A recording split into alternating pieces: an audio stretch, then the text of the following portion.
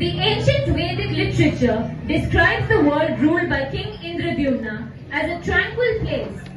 From his capital in Avantipura, the emperor surveyed a land filled with peace and prosperity unknown in modern times. Abundance was everywhere during the enlightened age of Satya Yuga, except in the heart of the king. Indradyumna felt all vacant in the world he ruled because he hankered for a pleasure beyond material bounds. He longed to see the Lord face to face. One day, as Indradyumna lamented that he was not able to serve God directly, a pilgrim suddenly appeared. This man revealed how he had actually seen the Lord accepting direct loving service in his deity form of Neelamadhava. The traveler described how on the remote mountain top of Niladri he had seen the demigods worshipping the Lord. The king was extremely elated to hear this and immediately dispatched his chief Brahmanical priest Vidyapati to find this deity, so that all of Avantipur could be presented at the lotus feet of the Lord as an offering of love.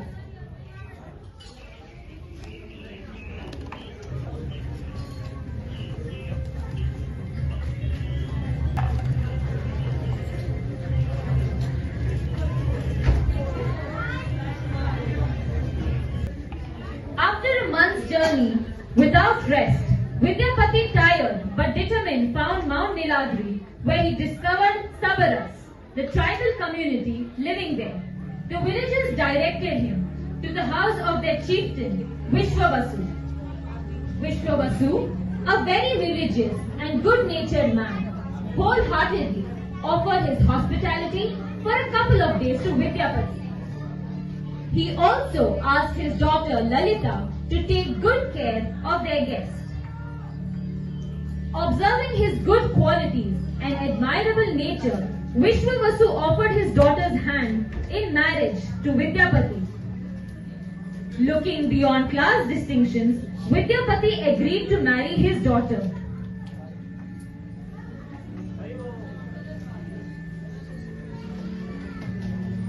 After the marriage, Vidyapati noticed that Vishwavasu went out regularly every day, secretly, and returned in the evening, very fresh and extremely fragrant. There was an extremely fragrant aroma coming from his body once he returned.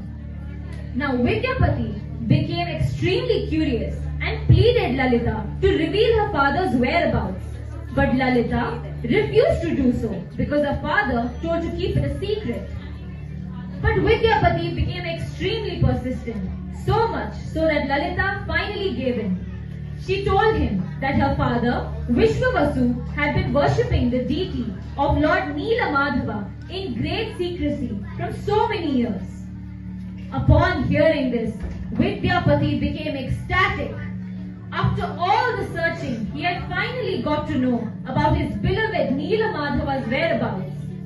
He begged Lalita to ask her father to give him darshan of the Lord.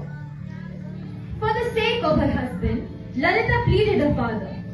Due to his daughter's pleas, Vishwavasu finally agreed to show Lord Neelamadhava to Vidyapati, only on the condition that he went to the site blindfolded.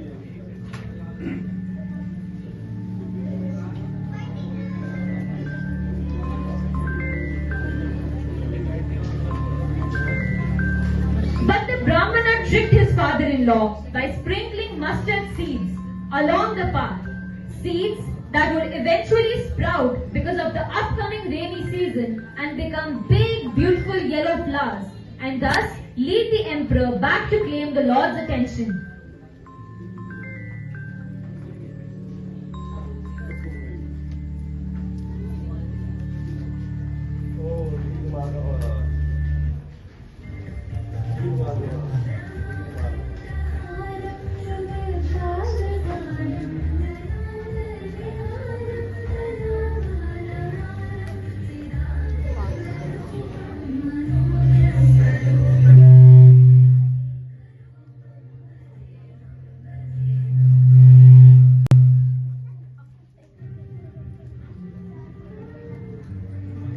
Neelamadhava.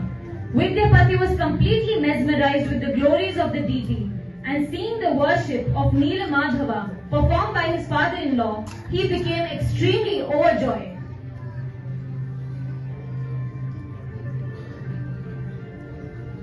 After taking darshan, as Vidyapati exited the shrine, Vishwavasu heard Neelamadhava say, "O Vishwavasu, you have served me for a long time.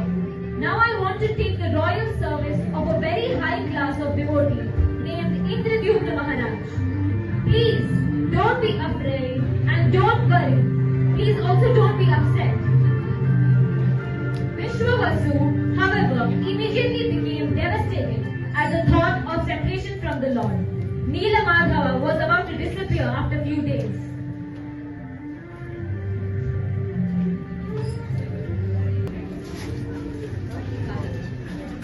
Upon Vidyapati's return, he informed the king of his glorious darshan. Indradyumna, excited, immediately climbed upon his chariot along with his family and led an army to the mountain, where they located the trail of tiny mustard seeds with its bright yellow flowers. The two struggled with the temple door.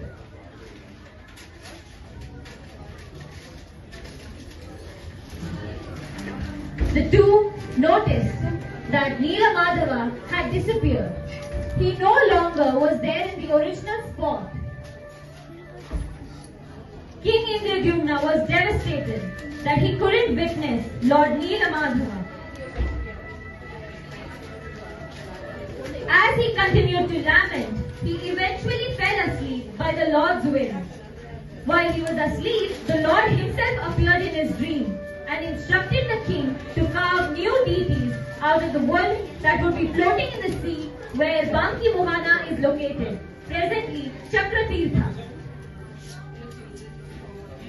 As the king waited near the shore, a very large, fragrant, reddish log, Daru Brahma, Lord in the form of wood, came floating. He observed the signs of Shankar, Chakra, Gada and Padma were all over the log. This log was lifted and carried to the kingdom. Very famous carpenters came there wanting to make the deity, but their instruments and tools broke as soon as they touched the iron-hard log. An old but beautiful Brahmana, Ananta Maharana, then came forward. He told the king that he was an expert and could definitely carve the deities. However, it had to be done according to his wishes. 3 weeks of total seclusion, no interruptions. The king agreed and the construction began. For days, gates were secured and the sound of the chisel echoed. But it ended after just 2 weeks and everything went silent. Indradyumna could no longer hear the sound of the chisel and became extremely concerned. Overcome with profound anxiety, the king could no longer wait. He called for his carpenters to cut away the log. Finally, he opened the doors forcibly and entered.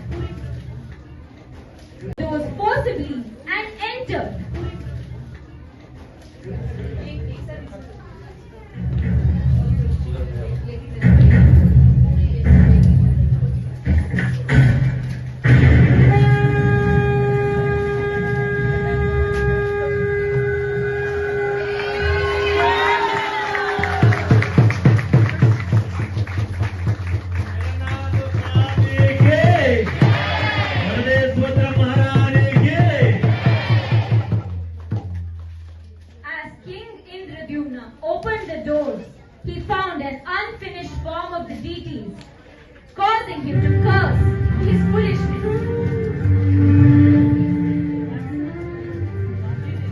His well-wishers consoled him, saying everything happens by the Lord's will.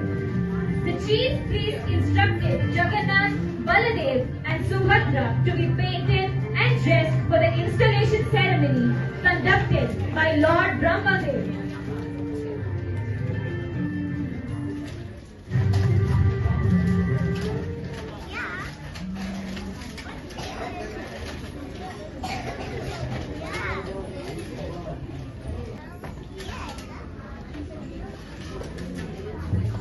Hare Krishna, Hare Krishna, Krishna Krishna, Hare Hare, Hare Rama, Hare Rama, Rama Rama, Hare Hare. Now बोलिए, Hare Krishna, Hare Krishna, Krishna Krishna, Hare Hare, Hare Rama, Hare Rama, Rama Hare Hare.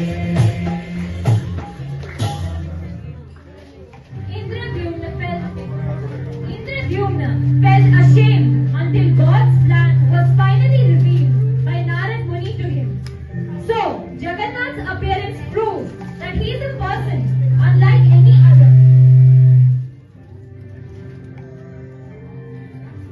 He is a person unlike any other.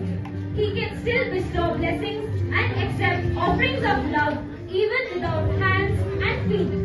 The Rath Yatra procession is a time to celebrate the loving exchange between the Supreme Personality and his devotees. All those who hear the narration of Jagannath's appearance and take part in today's festival become very dear to Lord Jagannath and receive his special blessings and head on their journey back home, back to Godhead.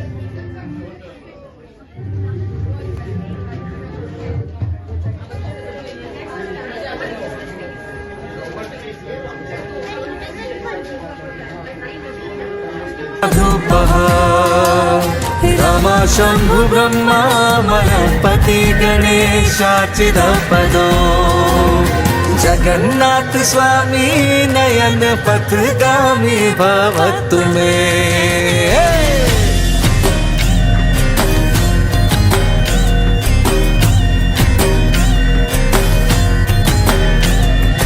Jagannath स्वामी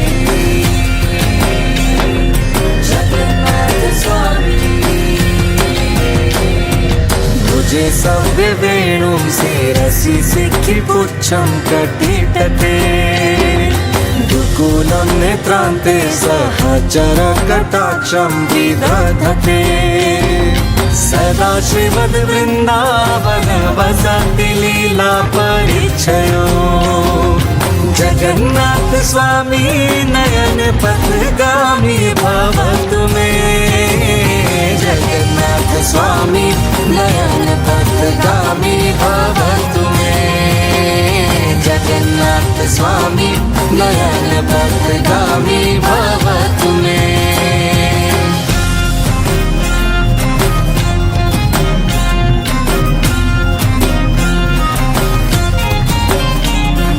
जगन्नाथ स्वामी जगन्नाथ स्वामी माहं भोले स्थिरे कनक रुचिरे नील शिखरे वसंत सादान्तः सहज बलभद्रेण बलिना सुभद्रा मध्यस्थः सकल सुरसेवावसारदो जगन्नाथ स्वामी नयन पथगामी भवतु